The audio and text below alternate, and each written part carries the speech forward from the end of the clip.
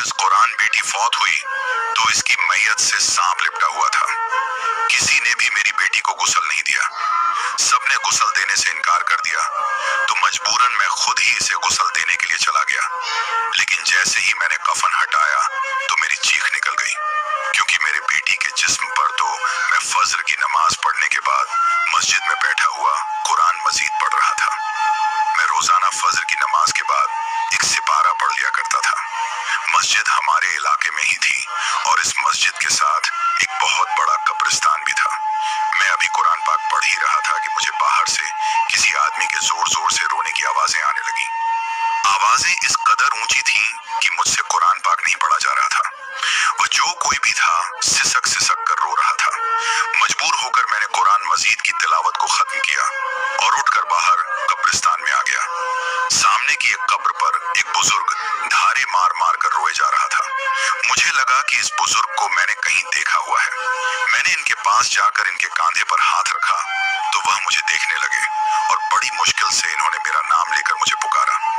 जैसे ही इन्होंने मेरा नाम लिया तो मुझे याद आ गया कि यह तो अंकल अब्दुल कलीम है। मैं इनकी ऐसी हालत देखकर हैरान रह गया था। मैंने इन्हें तसल्ली दी और फिर इनकी खैरियत दरियाफ्त करते हुए पूछा कि यह किसकी कब्र है। मुझे मालूम था कि अंकल अब्दुल कलीम की बीवी का बहुत पहले ही इंतकाल हो चुका था, इसलिए मुझे समझ नहीं आ रहा था कि वह किसकी कब्र पर बैठकर इस कदर रो रहे हैं, क्योंकि यह तो उनकी बीवी की कब्र नहीं थी। और फिर अगली बात ने मेरे होश उड़ा दिए। जब इन्होंने बताया कि इनकी बेटी नफीसा की कब्र है, ये लफ्ज सुनकर मैं हैरान रह गया था, क्योंकि मैं इनकी बेटी नफीसा को बहुत अच्छे से जानता था। इनकी बेटी उम्र में मुझसे बहुत कम थी। वह तकरीबन 19 साल की होगी, मगर वह अचानक ऐसे कैसे वफात पा गई थी। अब मुझे अंकल अब्दुल कलीम को इस तरह रोने की वजह समझ आ रही थी। जवान बेटी की मौत ने इन्हें इस कदर दिल बर्दाश्त और दुखी कर दिया था। मैंने इन्हें सहारा देकर खड़ा किया तो मेरा हाथ पकड़ के कब्रिस्तान के रास्तों को पार करने लगे। मैंने अंकल से पूछा कि नफीसा का इंतकाल कैसे हुआ। नफीसा की मौत की खबर ने मुझे बहुत दुखी कर दिया था। कौन सोच सकता है कि एक हंसती मुस्कुराती लड़की इस तरह जिंदगी की बाजी हार जाएगी, क्योंकि नफीसा के अंदर तो कूट कूट की जिंदगी भरपूर भरी हुई थी। वह बहुत ही शरारती लड़की हुआ करती थी, क्योंकि मैं इसे बचपन से ही जानता था। हम दोनों एक ही मोहल्ले में रहा करते थे और एक ही मदरसे में हम दोनों ने कुरान पाक हिफ्ज कर रहे थे, क्योंकि हमारे मोहल्ले में एक ही मदरसा था जहां पर बच्चों को कुरान पाक हिफ्ज कराया जाता था। लेकिन जैसे ही बच्चे और बच्चियां थोड़ी बड़े होते तो उन्हें अलग अलग लाइनों में बिठा दिया जाता था। नफीसा और मैं ने काफी सारे सिपारा एक ही साथ हिफ्ज किए थे, लेकिन फिर हमने वह मोहल्ला छोड़ दिया और हम एक नए मोहल्ले में आकर आबाद हो गए। इसीलिए मुझे पिछले मोहल्ले के मुताल्लिक किसी भी बात का कोई भी इल्म नहीं था। लेकिन आज अंकल अब्दुल कलीम की जुबानी जब नफीसा के मुताल्लिक सुना तो मुझे बहुत दुख हुआ। मैंने नफीसा की मौत के मुताल्लिक अंकल अब्दुल कलीम से एक सवाल किया था। अंकल एक गहरी सांस भर के रह गए थे, फिर कहने लगे कि फुर्सत से घर आना, बैठकर बात करेंगे, फिर तुम्हें सब कुछ बताऊंगा। इनके पीछे एक बहुत बड़ा राज है जो मैं किसी को नहीं बता सकता, लेकिन अब यह बोझ मैं अंदर ही अंदर नहीं उठा सकता, क्योंकि यह मुझे मार डालेगा और मैं चाहता हूं कि मैं अपना दुख किसी के आगे बयान कर दूं। मैं बिल्कुल तन्हा हो गया हूं। तुम तो जानते हो कि नफीसा मेरी इकलौती बेटी थी। वह इस तरह मुझे छोड़कर गई कि मेरा तो घर ही वीरान हो गया है। मैं सारा वक्त अकेले रहता हूँ। मेरे घर में बिल्कुल भी दिल नहीं लगता। तुम आओगे तो माँ जी की बातें दोहराएंगे। मैंने इनसे वादा कर लिया कि मैं जल्दी इनके घर तशरीफ लाऊंगा।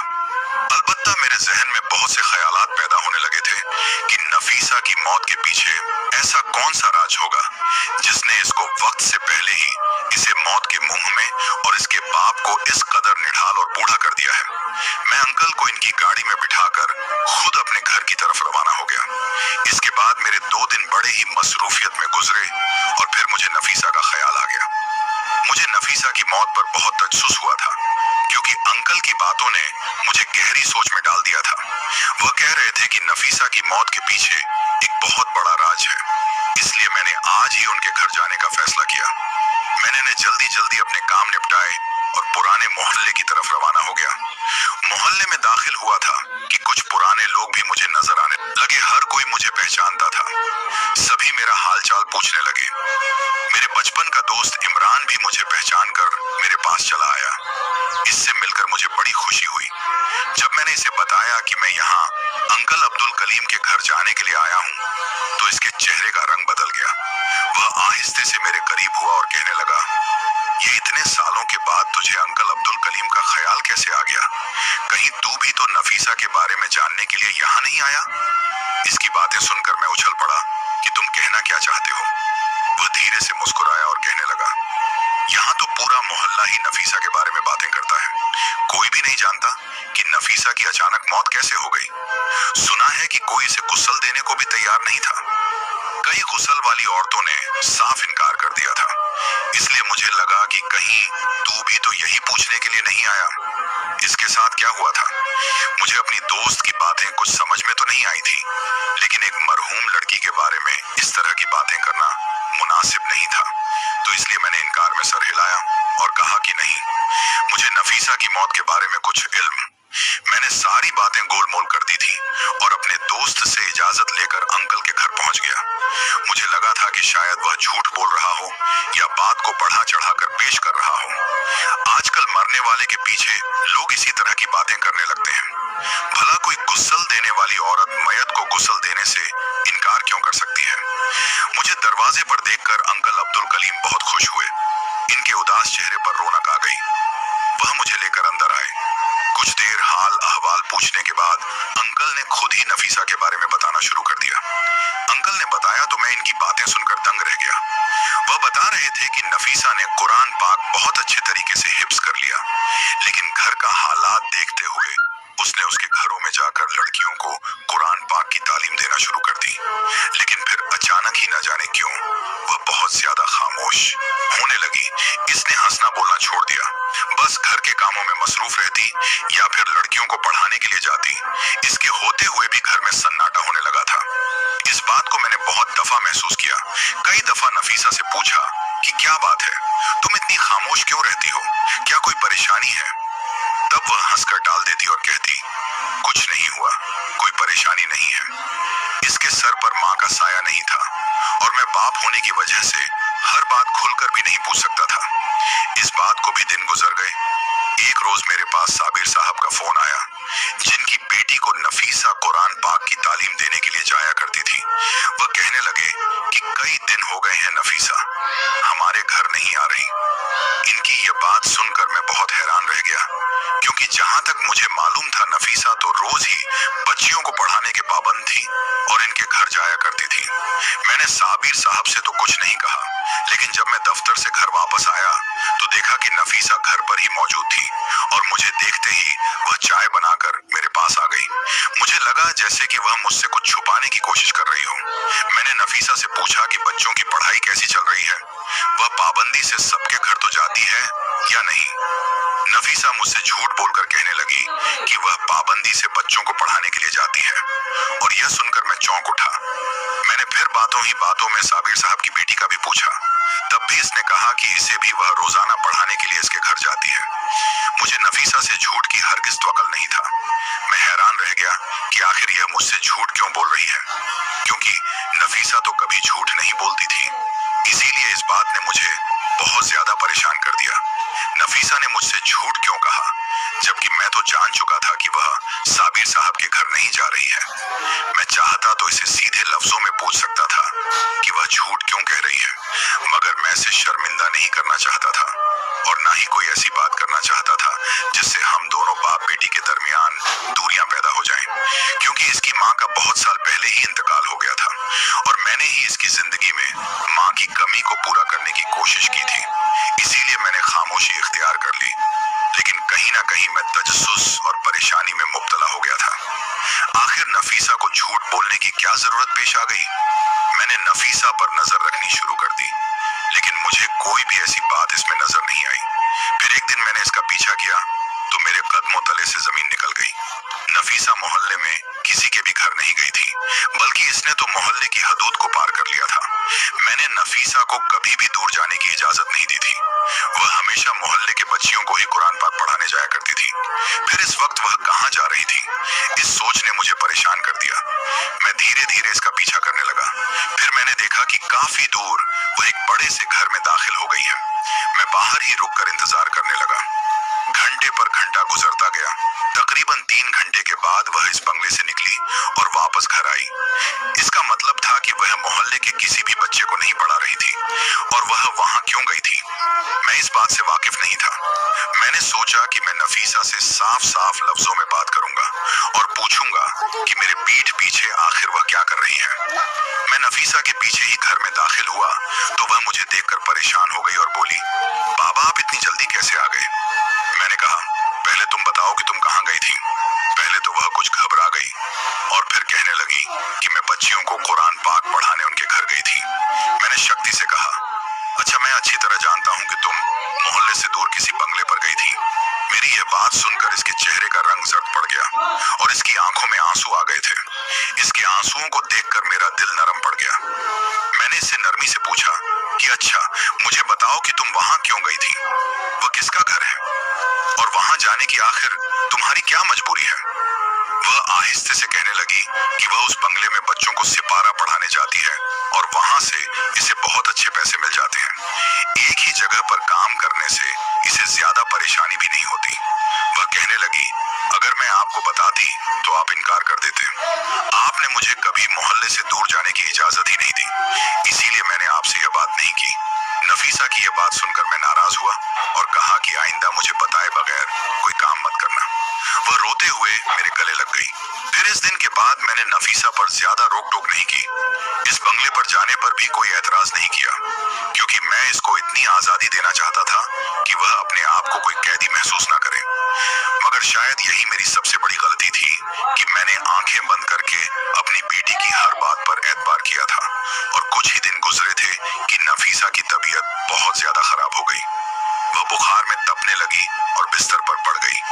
वह ऐसी हालत में भी बच्चों को पढ़ाने के लिए जाने की जिद करती थी।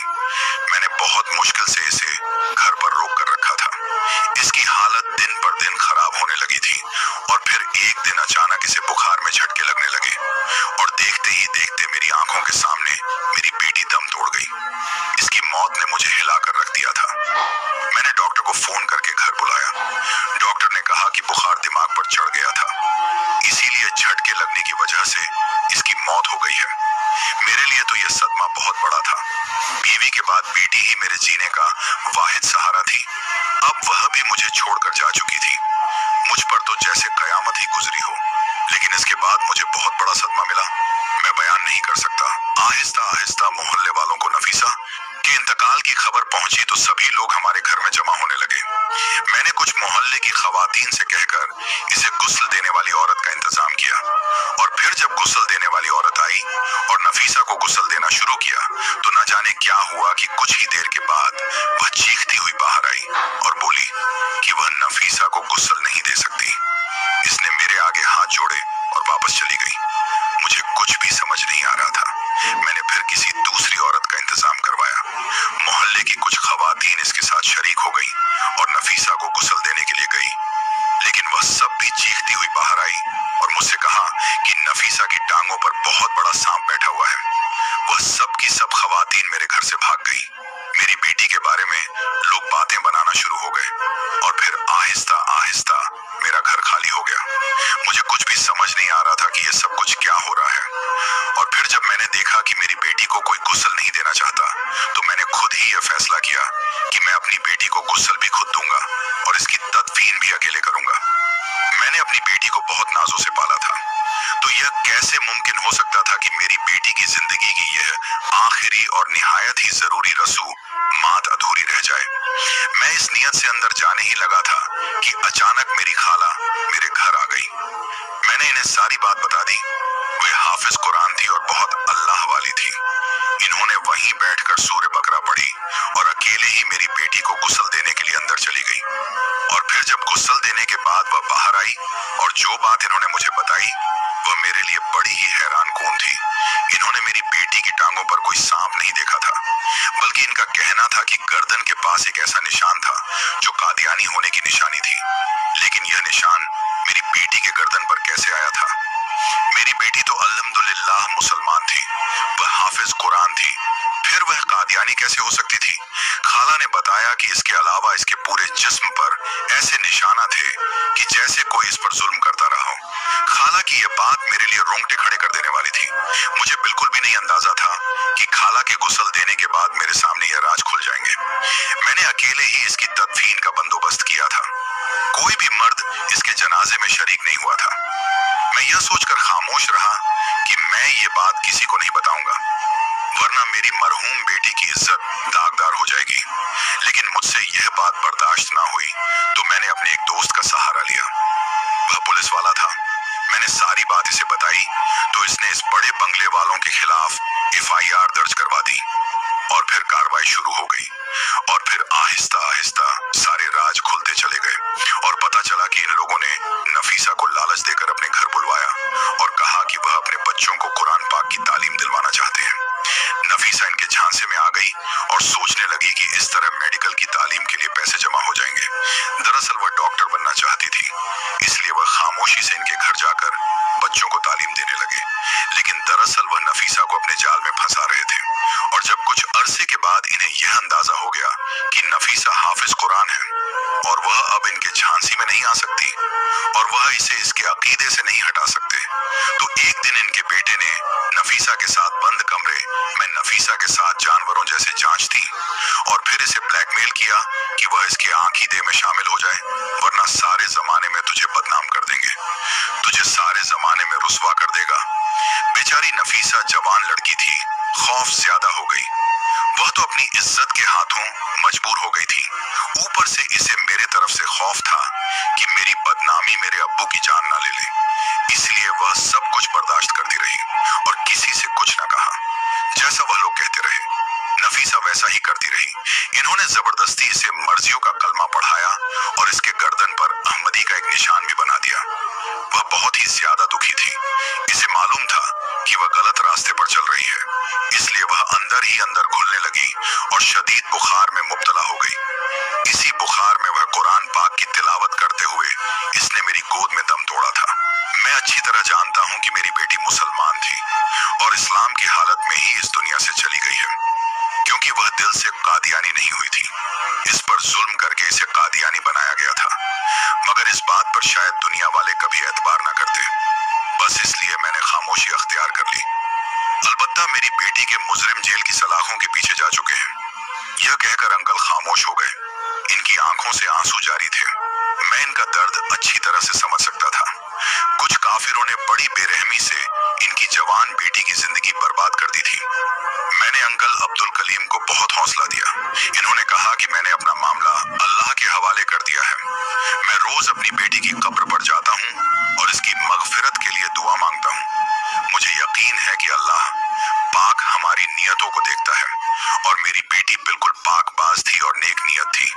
मेरी बेटी तो हाफिज कुरान थी और बच्चों को दीन की तालीम देना चाहती थी।